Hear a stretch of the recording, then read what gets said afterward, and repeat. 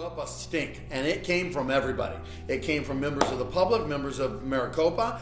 Many thanks to them for all the folks that wrote to their legislators, that called them. Their phones were ringing off the hook, and they, under no uncertain terms, that committee knew where people stood. They were very angry at this. And rightfully so, right? As it was teamed as an affordable housing bill.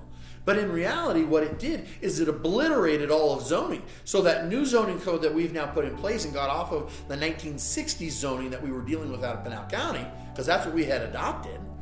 And so when someone wanted to come in and put a trailer and just plop it down on a acre land and stick a hole in the ground and say, hey, here's my septic and here's my water, you could do that.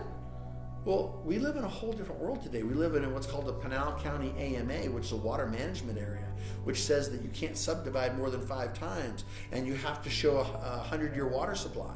And if you don't do that, you can't do it. So these are all things that you have to think of and prepare for.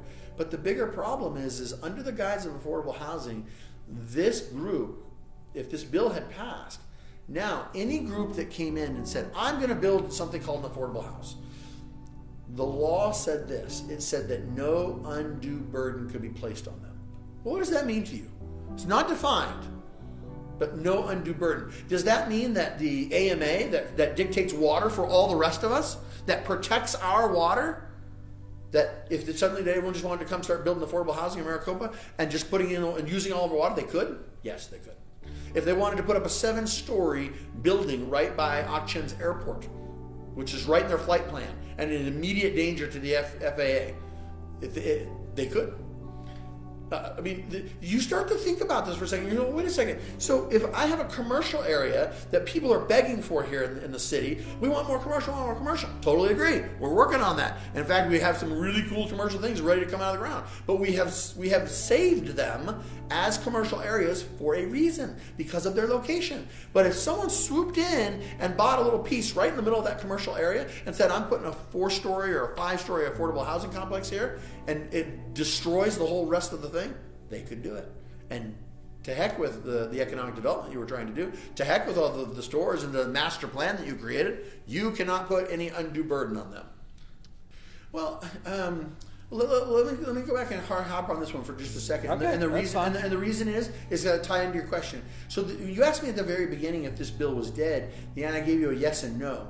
And the reason is that bill in its current form is completely dead. The sponsors realized they couldn't get it through; it wouldn't go anywhere. It wasn't going to make it through the process. But they have decided, perhaps wisdom-wise, they were supposed to go to a group of stakeholders, including the Arizona League of Cities and Towns. We know that bill is inevitable. We know that bill is coming in some fashion at some point in the next 5 years. So we have said from the beginning, we would love to sit down and talk with you, and we will voluntarily give things up and voluntarily tell you things we can't give up, and let's work on the very best bill we can design together. And they said, that's a great idea. And guess what? They did. They dropped the bill in the hopper and never talked to us. Well, when it got stopped, now they've come back to us and they've said, well, maybe we'll take this back. And what we said is, how about we utilize it as a striker? And a striker means that it can come back at a later point in the process. The original language from the bill is stricken.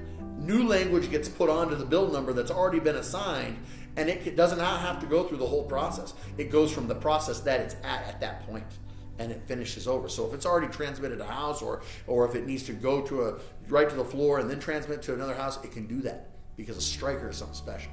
It's a little dangerous too, but it's special.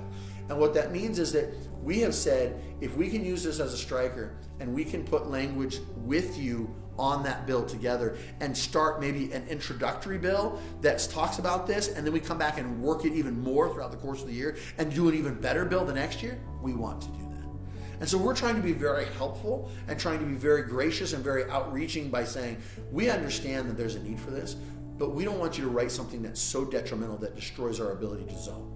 We want to give certain things up that will allow you to put affordable housing that doesn't go through some of the red tape that we have, but at the same time protects a school, right, or a commercial area, or a airport, for example, right? Mm-hmm. And if we can reach those compromises, then we can use this bill even this year, and something can start and come out of it.